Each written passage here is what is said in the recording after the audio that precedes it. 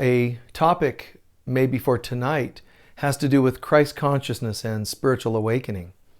So we're going to take to a degree a broad look at that, yet some really good specifics. I've been teaching for a long time, and lifetimes. I mean, really, this is all I know. I mean, practically of my lifetimes. I just know this feels so familiar to me, and I'm aware of participating in the spiritual growth of humanity in different levels at different times, like many of you, I'm sure. One thing, though, that I'm clear about is the role of Christ consciousness on our planet. Now, it's interesting. For example, I sometimes have seen people send me pictures or postcards or just neat little graphics and art that show various spiritual teachers, Gandhi, Buddha, Jesus, Peace Pilgrim, or whomever, Mother Teresa, whomever. Just different characters in history that are spiritual or have been spiritual teachers. And they kind of lump them together. And they're really not lumped together because they're not all the same. I would say if you had to lump them together at all, then let's lump all of us spiritual teachers as a group. There's humans that are asleep. There are humans on the spiritual path. That's very cool. Then there are some of us that are not just on the path, but have had a reasonable amount of awakening to where we could sort of shine some light to help others kind of find that direction. And that's kind of cool. It's fair across the board for most anybody, teachers that is.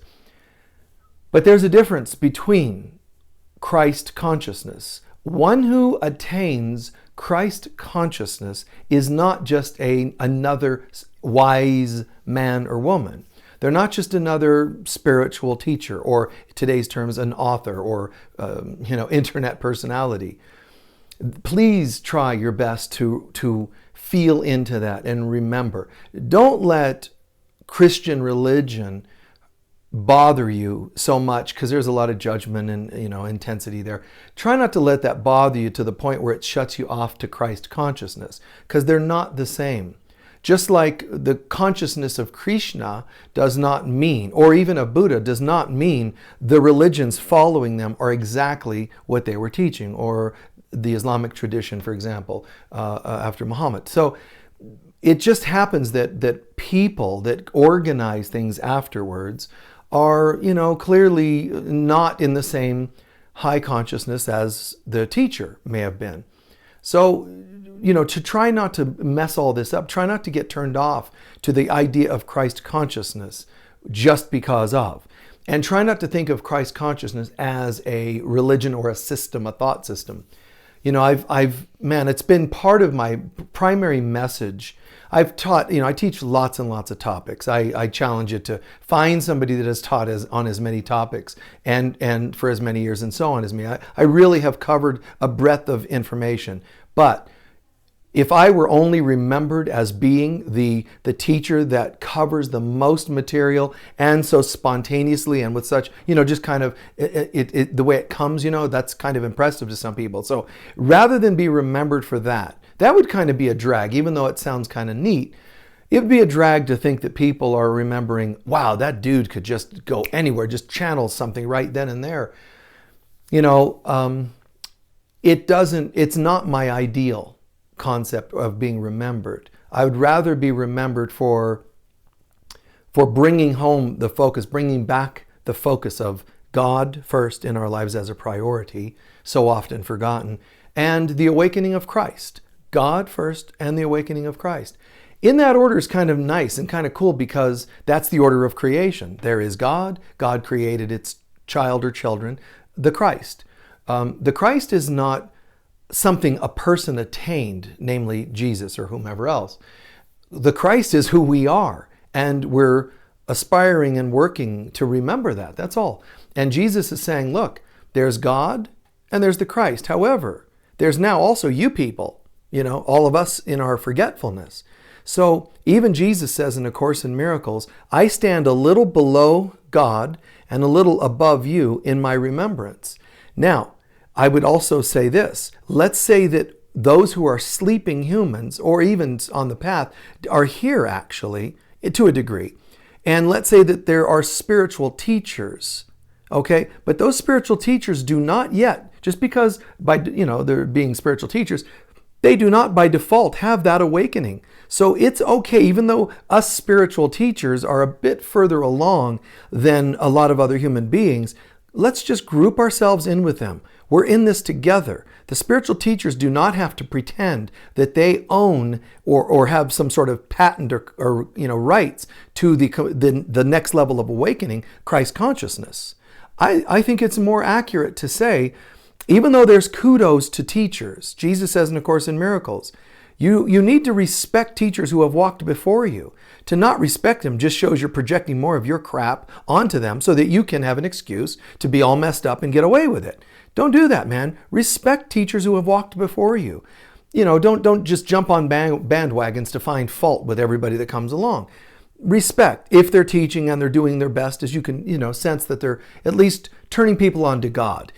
If people, as spiritual teachers, are not turning people on to God in some form, even if we don't agree with that form, if they're not turning it on to God in some way that is love-based, and what's worse is when they're really promoting themselves and making themselves into something. There's teachers out there that, it's kind of, nowadays it's kind of a joke.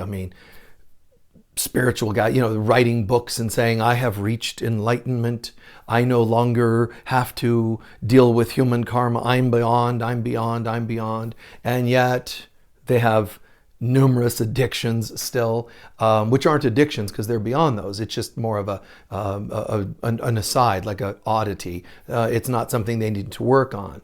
The spiritual teachers that say, man, I'm a spiritual leader, or I'm an amazing healer, but I'm still doing booze on weekends.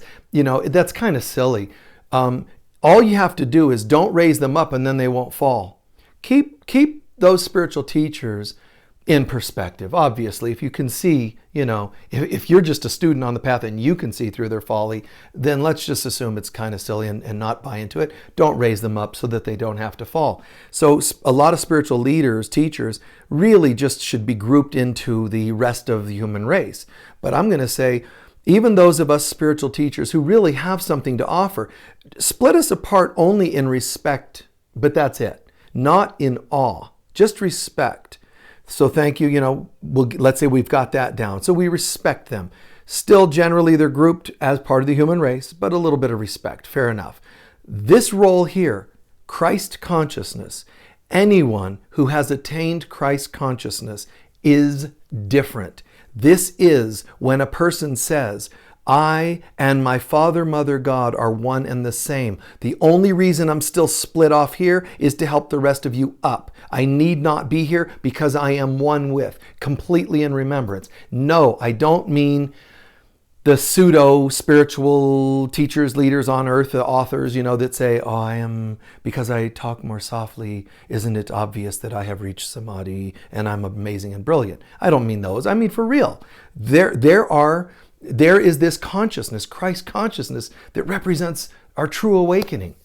And the reason we can respect a person like Jesus is he was a human being that chose to remember.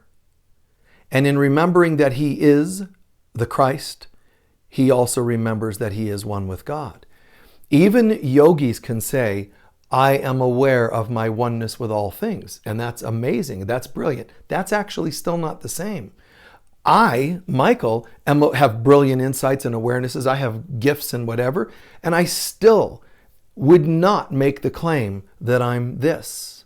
And some people might think that's kind of strange, but there's a meaning to that. By saying that I don't totally, I don't have a complete awakening to an absolute level of Christ consciousness. I'm Christy, I'm a bit Christy, but no, man, not completely awakened. I like that because it allows me to be human and it allows me to work with human beings. God will decide when I no longer have identification at that level of human. God decides that last piece. And that's kind of tricky and complicated to explain right now, because we can only work ourselves so much. The last step is taken by God to raise us to an awakened state of consciousness. Not because God isn't wanting to awaken us or is stalling for some reason, but it's that God is the remembrance of our identity, our true identity, our divinity. God is that remembrance. We, in our human state, don't have that complete remembrance. That's why we can hold cells together, cells that represent limitation and illusion, because we haven't completely remembered. So what it means by God takes the final step in the remembrance or awakening process, what that means is that God, which is the part of us that is awake, the real part of us, suddenly disperses the illusionary self, the limited self. So it looks like it's a process. It looks like it's God actually reaching down. By terminology, God's going to reach down and lift you up. There's not really a height to be lifted. It's just a metaphor. It means, though, that finally the part of me, when I'm finally done and give up enough of my silly human limitations in karma and all that good stuff, when we drop all that, the part of us that is the true self, God, will then not reach down per se, but sort of evoke our complete remembrance. Well, if that has happened, the last thing you're likely to do is brag about it. Guess what, everybody? Yesterday, I was just a human. Today, I am completely awake. So you all should probably treat me differently now that I'm fully awake. And we soften the way we talk because we're fully awake. Some of the most popular teachers in the world are popular because they claim to have some unique level of enlightenment. And there's even Course in Miracles teachers or just spiritual teachers. When they say, Course teachers, I'm channeling Christ, they automatically get a whole extra batch of students to kind of swear by them, because you're making a claim that's otherworldly. And some people are really naive and they follow that. Others just actually figure, who in their right mind would make such a claim? This must be for real. This is too crazy for it to be made up. But it isn't. It's actually just crazy. So there's a lot of tricks to these things, to understand these things. But, if you haven't heard what I was saying, let's say it another way, and that is there's a value in humility. It's through humility that we are then released of the shell around us. It's called the human self, and made ready for our final awakening. Now, there's some things that I'm going to share real quick in my own experience around this. And one thing is I tour. I've been touring a long, long time and teaching. And it's kind of interesting because in a nutshell, I've shared this I think once before, but in a nutshell, I'm touring, and that's a certain teaching style. But I'm going to various spiritual centers, and because a lot of them were new to me, or maybe hadn't seen me in 2 years because I can only get back to their places every couple of years, you kind of have to stay a little bit basic to a degree. It's still, people said it was still pretty profound, and still a lot of connections made they hadn't heard before, or things said in a way that they hadn't heard it put quite that way. So it really helped them awaken a lot. So I'm glad that worked for people. But for me, it still meant working within the confines of the walls of that building, those people to whatever level they were at. And when you go to spiritual centers, the level they're at varies per country. Believe it or not, per country. Some countries, when I'm speaking in another, when I'm speaking and being translated, Portuguese, Japanese, wherever, folks are listening, but it's being kept to a certain pace and a certain depth. I have to kind of speak in a way that's casual enough or mainstream enough for whomever's listening. And not only countries, even per state in the States, and it could be English-speaking countries like England, and I still had to stay within certain parameters because there's belief systems and little dogmas and traditions and whatever. So in all these countries, you stay within that. So in the States, and then the cities in the States vary.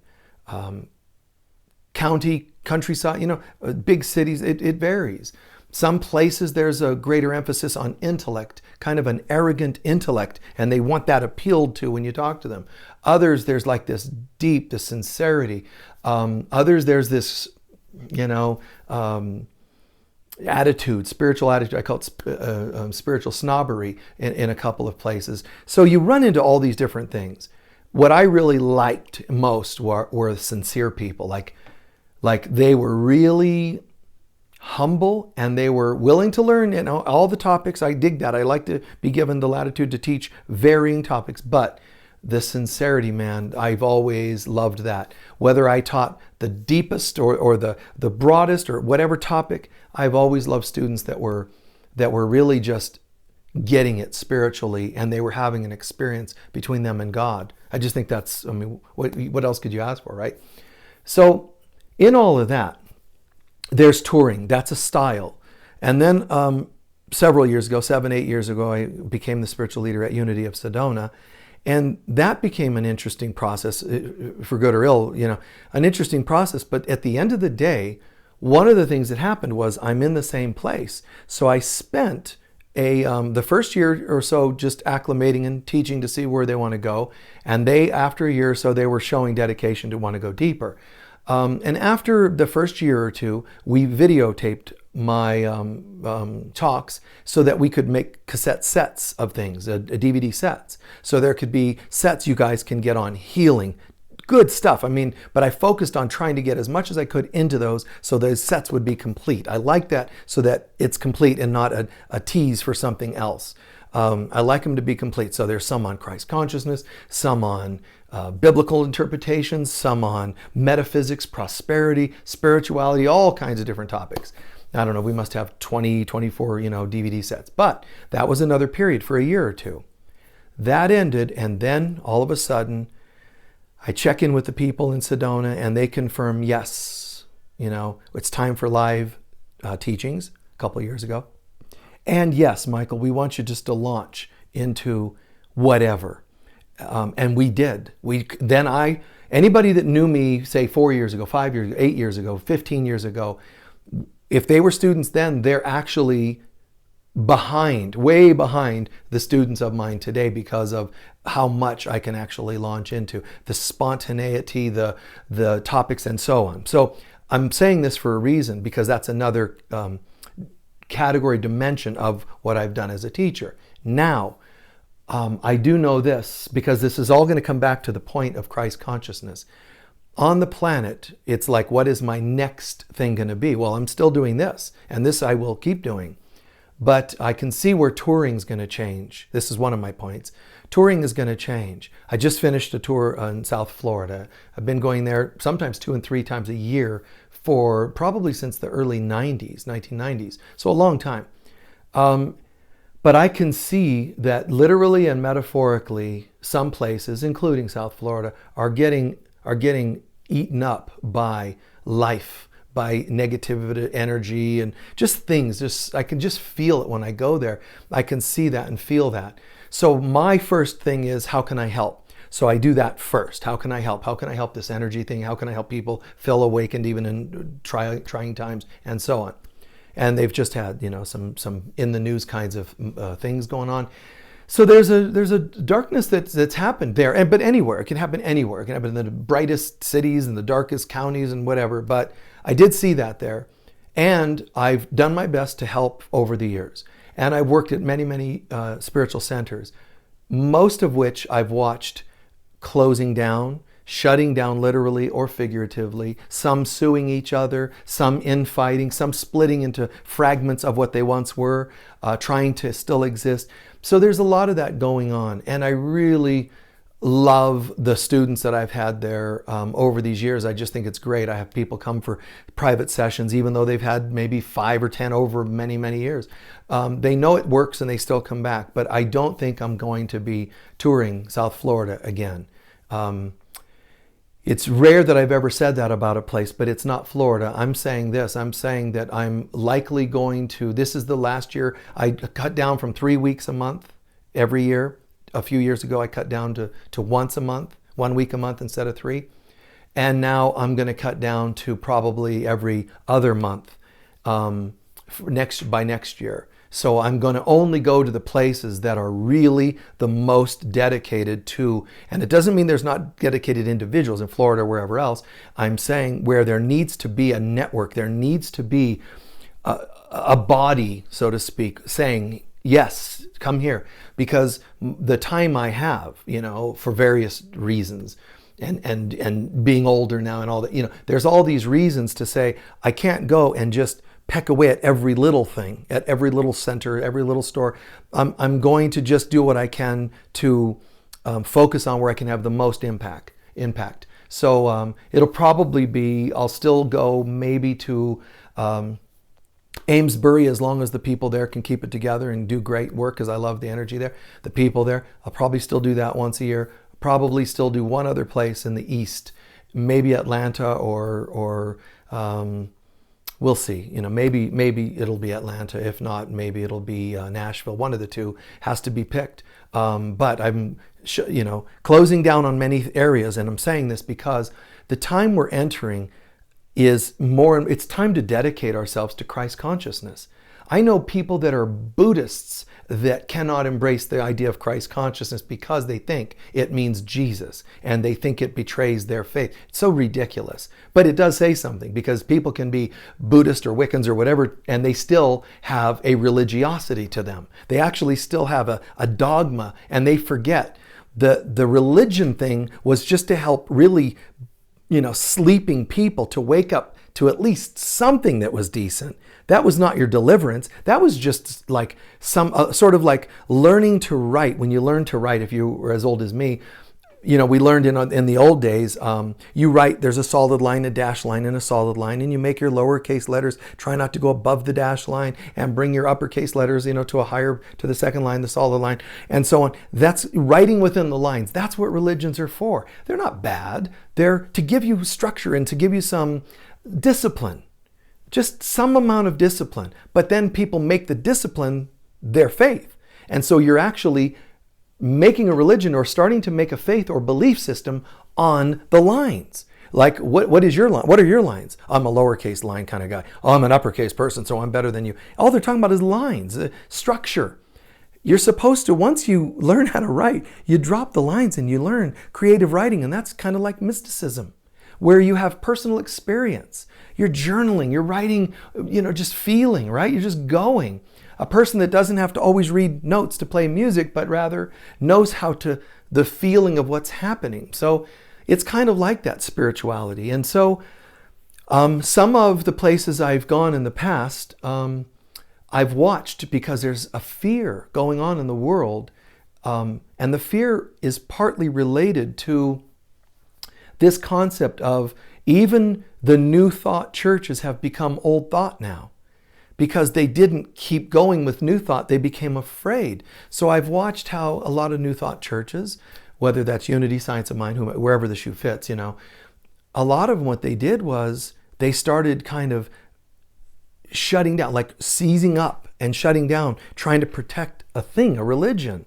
And in doing so, they missed the boat, because the boat has flown, man. It's not a boat. It's a multidimensional ship, and it's going, like, go to Christ consciousness. So the value of new thought traditions, the value of Buddhism or whatever else that said there's something more, try and experience inside. Many of them have just become a thing that protects itself. It's money, it's whatever, it's beliefs, it's dogmas, it's numbers of people that they want to see grow into greater numbers. It's a sad thing, man, but this is my perspective. You may not agree, and that's cool.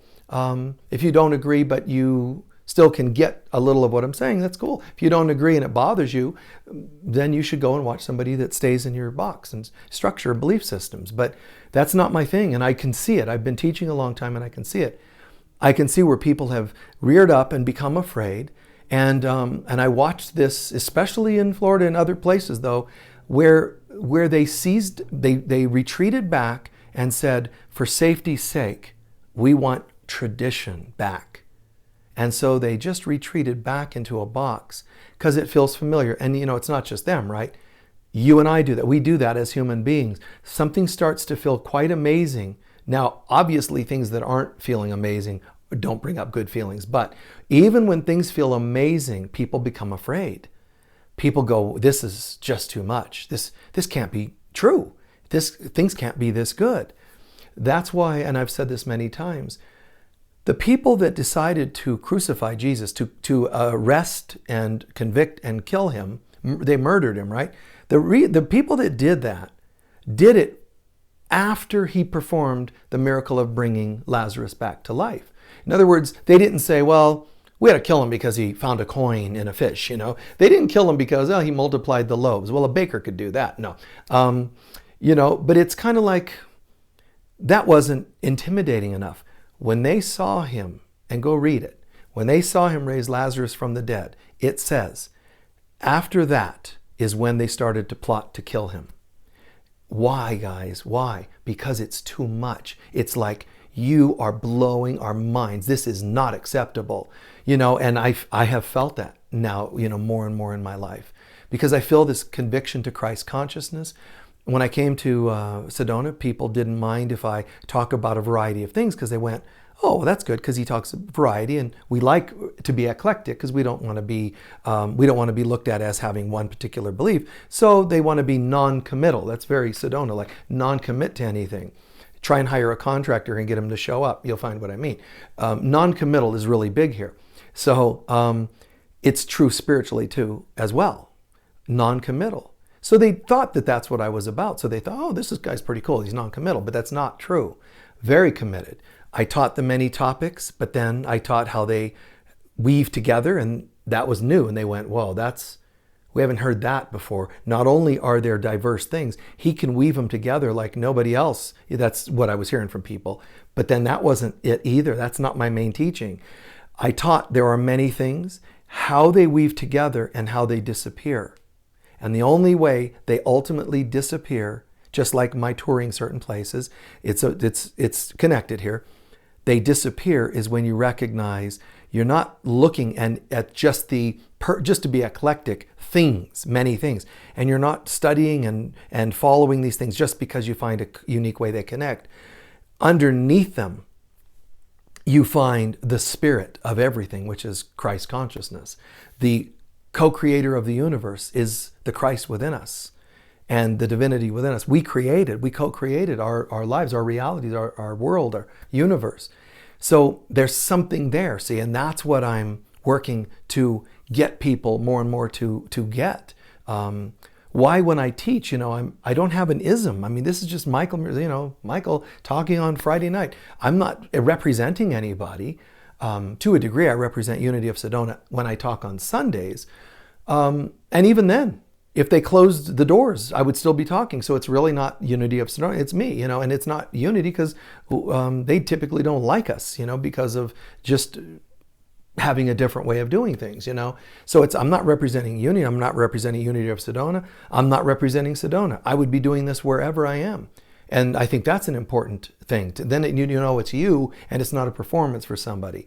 So that's what I'm into, is God first, connect with God and let God help you awaken me, all of us awaken the Christ self again. Like, boom, let's get to that. Now, if I do that by teaching many pieces and I'm going to lead you there, perfect. I'll lead you that direction back to God. We'll talk about many things and back to God. You want to talk about how these things connect? Great, as long as I'm allowed to go that and back to God. And then when I'm finally allowed to drop all this stuff, it more and more becomes clear where people just go, wow, I thought he was talking about sacred sexuality. It's not, it's something else. I thought he was talking about Course in Miracles. It's not. I thought he was talking about auras, chakras, metaphysical Bible interpretation. It's okay that they go, wow, that's cool that he did that thing or wrote that book. But man, there's something under it. There's something in me that's under the writing rather than my head writing. There's something underneath my teaching rather than me just talking. There's something beneath it. It's a mission. It's part of God's plan for the undoing process of the illusions and the awakening of humanity. So it's really part of something splendid, I believe. And what I can see, changing, it starts with that. That's the next piece is, and it's not easy because there are people on tours that go, oh, it's so great you're back. It's been a year and oh my God, you mean so much to me and you've helped me so much. It's not easy to go, be gone, minions. That's how it feels or looks to some people, like I can just turn my back on. And it isn't at all. It's very hard for me to make a decision like that and say, okay, it's time. And for that to even happen, I had to sit and watch and observe the doors closing energetically, just seeing that they're not open there, that's not open, this thing's closing, that's closed, putting it together, just like I've taught everybody else here. That when you rate something on a 0 to 10 scale, how does it rate? And when the tour of this town or that town, when the tour starts closing down, or the center you were at is shifting, ownership, a new spiritual teacher came in and a minister or whatever they happen to be, they're just really dogmatic, so they're not into this or that. So things like that. Now, usually I still do my best to be patient and keep trying, but when I work and work and work and see that it's no longer helping, I think this is true in a partnership, we should all practice this. Friendships, we should all practice this. Even owning a business, when things are shutting, and you're doing your best to change what you can, and it's not working, then you accept what you can't. And I'm a little bit hard-headed about that because I still try and just see if there's life left there. I go a little further than I would suggest most people go because I feel I can afford that internally. But I give it a try. I don't just say, well, as soon as there's a sign of something shutting, I'm out of there. I try to make sure, double check, triple check, know that I've done what I can, then walk away. And I think that's important for a lot of us. When you have a relationship ending, just make sure you feel like you've done what you could and it's not working, then it feels a little cleaner to walk away. I hope that made sense. So that's one of the changes that I can see coming up in the near future. I still have a half dozen tours probably left over this year. Probably 6 or 7. So, I probably will still be touring maybe 10 times in this year, maybe 9 times out of 12 months. But next year it'll be cut down another few. If you know that I've come to your area, if I haven't, there's probably reason. And trust me, we have networks. We work with centers, churches. Some people would have no idea the kinds of responses sometimes you guys have said, hey, would you come to my Science of Mind here or my Unity there? And you have no idea the amazingly strange responses we've received at times. One minister said, yes, I've heard great things about him. He's in. Here's my contract, signed it, everything done. We sent the press packet and my photo made him call the minister of one church saying, I refuse. Not the way this guy looks. What's with this hair and earrings and whatnot? And that's kind of a bummer, but you shake the dust off your sandals and you leave them because that's the darkness that those people are allowing that minister. It's not just the minister, but the people are allowing such a minister. There's ministers that have not wanted me back because they felt, and I admire that they were honest about it when they were, but they felt that, Michael's getting too much attention. The people then keep wanting me to get him back, and I want them to listen to me and not him. We've had things like that. So you would be amazed at some of the things we've dealt with over the years.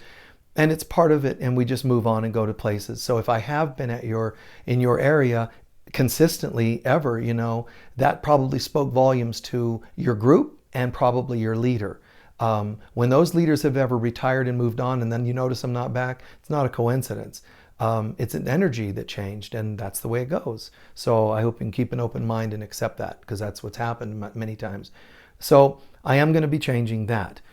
But I also am saying to you, it is about my dedication to Christ consciousness. So I don't see myself as able or willing to just teach at a basic level. And I never taught at a basic level. For me, basic is pretty out there still, but I won't be able to, and not choosing to stay within the confines when the confines of many centers has choked back even more than where it was. If it would have stayed where it was, choked back just a little or expanded, I would have been fine. But when I've seen some of the things just really restricting back, trying to make little down home, nice little churchy churches out of spiritual centers, tradition and so on, especially when the people don't speak up and say no to people that try to make it, that they're board members or they're ministers or whomever. No, they should say no. That's not where we're at. But I would say where the majority rules, that's where it should be. And if the people want that, then let them have it. If they don't want it, then that's what should happen. But those with sometimes the few numbers keep knowing how to take over and control those kinds of things. So that said, let me start to close with this. I feel sometime this year, possibly, I'm feeling like I'm going to teach a very strange, deep mysticism class. I don't know if it'll be a one-day but live presentation, or if it'll be a few weeks. I'm not sure because it just came to me. But I'm going to teach something that wasn't planned, and it's going to be on mysticism. So after my experience, a death sort of in Florida, so to speak, then came a rebirth, and the phoenix coming from the ashes would be this particular workshop, which I've never taught before, but I'm thinking of doing it. It's been in me, this knowledge of these particular things, but it's not a workshop I've done as a full workshop. I've taught about these kinds of things here and there, but not in an exclusive workshop like this. So keep your eyes and ears open, and we'll tell you more about it. By the way, be sure you friend us and all that so that we can tell you and ask for notices so we can tell you when we're doing live, so that that's a way of doing mailing lists, so to speak, on social media. That way we can keep you posted, right? Otherwise, we can't. It's just hit and miss. So get there. You can get on my mailing list by going to my website and just signing on to my mailing list. That'll help keep you posted as well. And watching us, don't forget, live Sundays, 9:45 Pacific time, because daylight savings time is switching again this week, at the end of this week, I think it is. So that's where it'll be 9:45 Pacific time, 3-hour difference to the East Coast now. We're switching, okay? So watch us there as often as you can. But there's a piece that I was leading to share at the end here, which is this. When you look at how things all seemingly began, it looks like we've got this world, and some of you are out there fighting for a better world, or even at least hearing about this fight for a better world politically, economically, environmentally, and so on. This class that I'm looking at doing more intensely, more fully, helps to cover those kinds of things, because I know some of you mean well, but you are accidentally getting caught into the illusion by buying into the hate that goes on and the fight that goes on with some people. I'm not saying be careless or careless. I'm not saying be heartless. I am saying more of us have to come from a place of reality and awakening to be part of the solution, not the problem. But the solution is not to fight. The solution is awakening. And so I can just see that I'm more and more dedicating towards Christ consciousness. I've written on A Course in Miracles, a wonderful book called The Heart of A Course in Miracles, which was all about let's get to the heart of what it was teaching. And I've even gone to online groups and online companies to say, let's do a special teaching just on getting people back to the heart of what the Course was saying.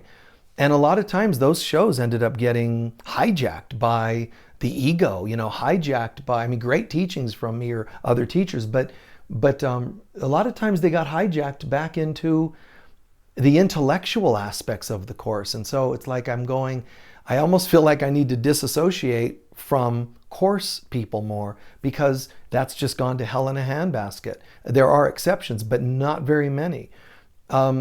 So tonight I was asked, can you talk on A Course in Miracles? And the reason I talked about this instead was because I said, no, I actually, not yet, not now, because there's too many people that have abused it and misused it. So I have to find a unique approach to reach to the hearts of Course students and people that are not Course students but open-minded, so I can reach them without treating it intellectually again like some people do. So here's what I wanted to share. The way this began, in a nutshell, is that, we were created as part of God. And long story short, we went into a dream imagining what life would be like without God. And that's when the universe was created. The Big Bang took place when we said, I wonder, and it happened. The Big Bang takes place, the universe was created. We then felt we did something wrong or naughty, and we said, wow, we've just created a universe of matter, and it's violent, this explosion and fury of energies and gases and fiery elements and components, boom, all through the universe. We're going, what did we do? We just thought, what would life be like to be separate from God? And a whole universe was created. And because we felt, now this is important and really amazing if you really think about it, because we felt responsible for this creation of a universe, which we were, we then were pulled into it. Kind of like a movie, those, shoot 'em up movies where somebody shoots somebody who's falling over a cliff and they reach out and pull the other guy with them, Those kinds of things. We sent this universe into motion, and then we got pulled into it because of our own guilts related to the very thing, the very universe. So we fly into the universe and we say, okay, well, now that we got pulled into it, it's almost like saying we deserved it because we created it. And we did create it, but we didn't, because when you say, what would life be like without God? You can't have life without God. Therefore, it never really happened. But it's a dreamt up world. So we dreamt it. Then we believed in the dream. We got pulled into the dream. And now we're fighting to try to make the dream better in a negative way by trying to get our person in office, by trying to fight for this or that. We're trying to fix the dream so that we can not take responsibility for getting home. And we're the only ones that can get us home, but that's going to mean we have to forgive what we think we see, and we have to forgive ourselves for creating this universe. We have to forgive the universe. We have to say, so sorry to have imposed on you, universe, and made you into this static looking thing. Even though it doesn't seem static, it's stuck in matter. And we could go home. That's why that middle man, so to speak, Christ is our remembrance. Christ was part of God, seemingly split off, and then split off into humans. Humans have to remember their Christ so that they can remember their God. And it has to be in that order. You as a human cannot just go, never mind, I'm God, because it takes the awakening of who you really are on one level, Christ consciousness, before you understand your part in God, because you're not God itself. You're created by God. So there is a thing called the Christ that is a part of God. It's kind of like saying the Father, Son, and Holy Spirit. In a way, the Father is the initial creator. The Mother is the rescuer, the one that nurtures us and helps bring us home. But the Christ is the one that was the third part that split off and now needs to go back home. And so what's interesting about it, if you look at, this is kind of brief but heavy, in the book of Revelation, it talks about there being a great dragon, the Antichrist, kind of a thing. The great dragon, Satan, they call it. And it falls from heaven and pulls a bunch of stars from the heavens with it. That is when our ego was created and fell from heaven, meaning it was created and therefore projected out of heaven to the universe. And it says, and its tail pulled a bunch of stars down from the heavens with it. It meant we came down together. Our ego grabbed many of us and pulled us into the universe. That's the dragon in Revelation. The dragon is then said to have created a beast. That's where you start hearing about the Antichrist and the false prophet. And what people don't realize is there's the dragon, there's the beast, there's the false prophet. So there's the Antichrist, rather, and the false prophet. Then there's even a statue, they say, an image is made by these for people to worship. So long story short, here's the book of Revelation's version of how this part takes place. I don't know if you'll find this written anywhere, but here's how this works. So up here in our upper three chakras is the Trinity of God. So here's heaven. Satan was cast from heaven down to here. That's the dragon found in our hearts that betrays us. When our hearts are not aligned with God, then our hearts have been hijacked by the ego. So now there's the ego sitting there in our hearts trying to talk us into following its lifestyle instead of God's. We could still have an inspired life by God in all of our life and centers, but instead the ego takes over. So our chakras become a symbol of our different states of consciousness, our lives. So you have the physical, emotional, intellectual, and soul level life, intuitive, but soul level life. The ego has hijacked this, so therefore the world it's going to create in my mind, emotions, and body is not going to be a good one. And this whole universe has been made like that. So the book of Revelation is saying that this took place. This guy fell from heaven, and that means there's the heart chakra symbolically. Then it's going to create an antichrist. My mind, the intellect that loves to control, like the Antichrist is supposed to control the world and cause all kinds of harm. It's just my mind. My ego created my mind. My mind then creates the false prophet, the one who can emotionally impress people into believing. So this guy is trying to make us believe in this one. The Antichrist is trying to make us believe in the evil or the ego. The false prophet's trying to make us believe in the Antichrist, which makes us believe in the ego. And then there's the image made for people to worship on the earth. You know, and that's when people say, you'll read in the book of Revelation, and you've heard this, and, and people will be made to have to carry a number, and they won't be able to buy and sell and trade on earth without worshiping all these beings. Well, this image is actually the material world. Money, greed, politics, science, all the things of this world. In other words, this whole world was made up nicely, beautifully, really quite the ingenuity in a negative way that the ego says, how am I going to get everybody to believe in me? Because if we don't substantiate it with this, then it's just me against them, us, our souls, and they could listen to God above, right? They could listen to the Trinity of God above, and they could go home. Can't have that. I'm going to create something down here to distract them. So it creates an antichrist, meaning an intellect that makes us think we can solve our own problems. No. Then a false prophet that wants to, impress us with the emotional stuff to win us over.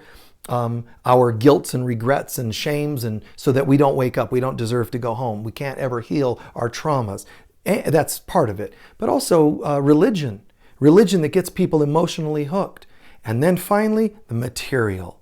So all of this is going to be made solid. The plan is going to be made solid if we can get you people to get locked in physically. Because once you're sold there, it's very simple. Like the Bible is telling you, Revelation is telling you, people cannot buy and sell. They cannot trade without the mark of the beast. What that means is they have to have bit the apple. They have to have bought the goods sold by the ego. That you are nothing if you don't have cars, houses. You're nothing if you don't have it. You're buying into a bill of goods and a thought system. You're buying into that what I was saying earlier, that your churches that are constricting and you're going along with it. So hook, line, and sinker. Let's not do that. Let's find some other way. I felt the idea of doing an online kind of thing like we're doing here many, many years ago, and it just wasn't, the technology wasn't there. And I thought, it just felt like one day I'm going to sit in front of a camera and teach, and people can watch from wherever they are. So maybe think of this as my, meaning yours, my Sacred Sunday service. I'm going to go watch or experience my Sacred Sunday service. Make it something, you're dedicated to, or watch another teacher that you feel is even more tuned in, if you like, if you know one, to get them. But make them a practice, whoever you like, or more than one. Make it a practice. Don't go and find 10, because then it'll be a shotgun approach and you'll only dabble here and there. Find a couple that you can say you can devote to, that doesn't have weird agendas, and instead they're trying to connect you to God. By weird agendas, what I mean is it's not self-promotion. It's back to God, guys. Let me show you how to unlock this mystery. Let me show you how to unravel that. Let me show you how to meditate without complicated techniques. Let me show you how to heal stuff without being afraid of it.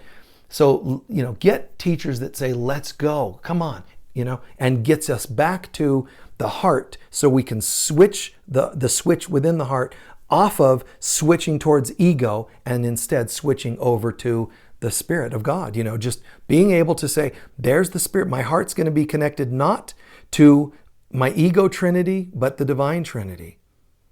And this can be done.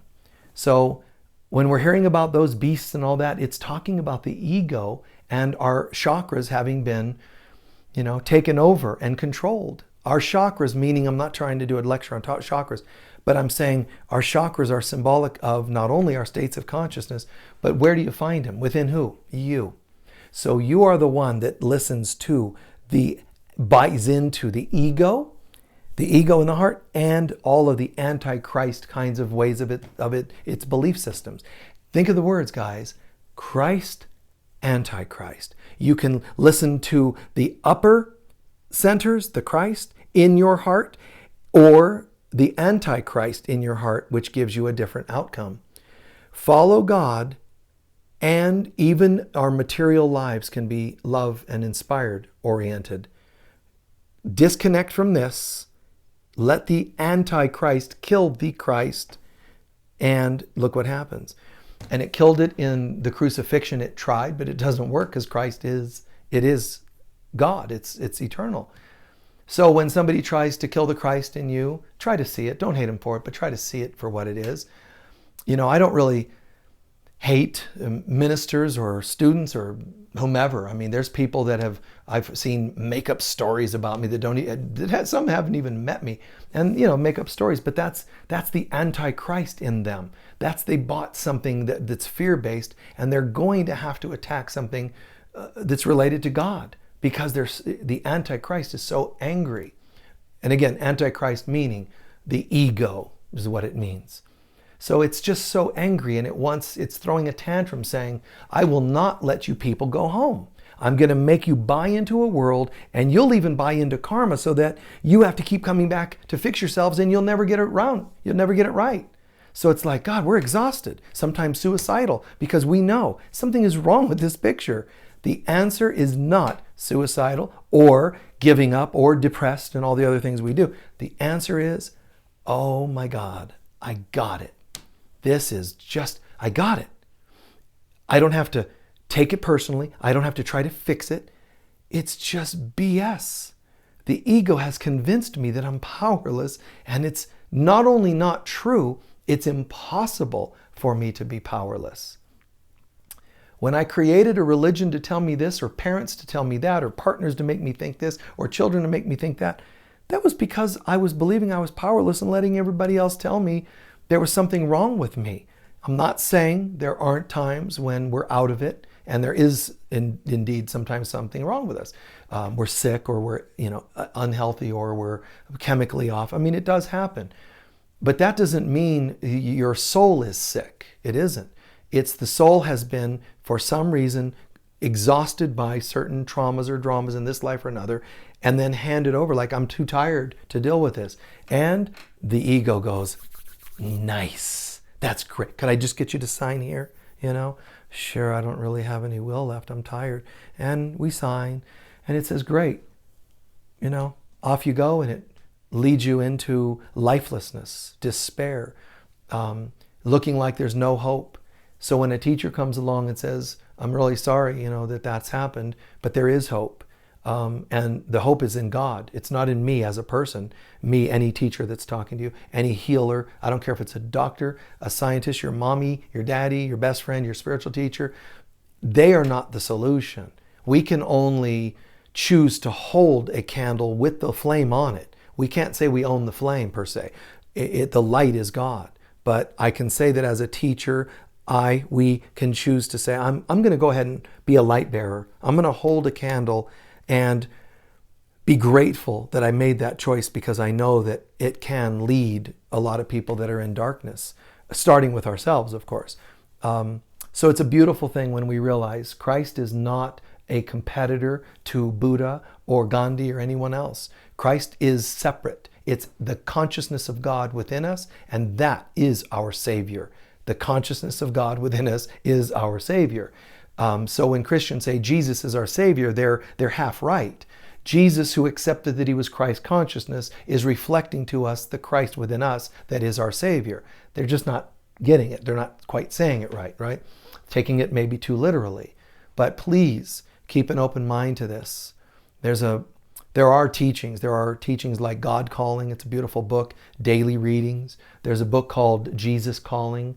It's a little bit more like, well, both of them have the feeling of Jesus, but not Jesus-y. It's not excessive. It's the Spirit of Christ, and you can really feel it, and it feels personal. It feels like it's your elder brother, your spiritual brother saying, I have got it. I figured this out, and I know the way home, and I would like you to trust me. I'm not just an enlightened being. Enlightened means you can have various levels of enlightenment. I'm not enlightened. I'm completely one with God again, and I know how to do it. Can you let me show you? Can you let me guide you? Start your day by just turning your face towards me and breathing my presence in, and let me guide you today. You can still say, Jesus or Christ or whatever, I would like, or God, I would like to accomplish something today. And he's saying, you can put that out there, put those things out there that you're looking for, but also be open that I might have a shorter route or a more efficient route for you to get to that place. So just trust me that I know a bit more. And, if you say, no, I refuse, that's the Antichrist. Because obviously if Christ is guiding and you say no, that's Antichrist. So it sounds weird for us to consider that our egos are also called the Antichrist, but that's what the word means. It is against my awakening. It is anti-God. It is Antichrist. All right? I pray this has made good sense. And I pray you understand the intention to it. It's about spiritual awakening. It's about Christ having a different role in this awakening, Christ consciousness. I pray that was clear. I'm also pointing out in this talk that I've seen things go astray. I've seen spiritual groups go astray. I've seen books like A Course in Miracles, students of books like the Course go astray. People have become afraid, and they're just constricting in on a book, a thought system, a thing, and that's all part of the ego and its games. So choose again. Just do your best to choose again and see this for what it is. Choose not me, choose someone like me or someone else that makes sense to you and that feels like it brings you closer to God, whoever that is. And if that's fundamental Christianity, if that's unity, if it brings you closer to God, nobody should question it, not even me. Nobody should or could question it. If it's taking you closer, if it's not taking you closer, be wise at least to see it. Don't assume it's taking you closer just because you show up on Sundays and attend something and they all sing together. Is it teaching you about the ego? If it's not teaching you how to disperse the ego and see it for what it is, the very thing you're listening to might have been made up by the ego. If it's not getting you anywhere, it's probably not God, or at least your experience with it is not God. So consider taking responsibility and saying, I'm ready to launch to a new level. All right? Many blessings. Peace and love to you. Bye-bye.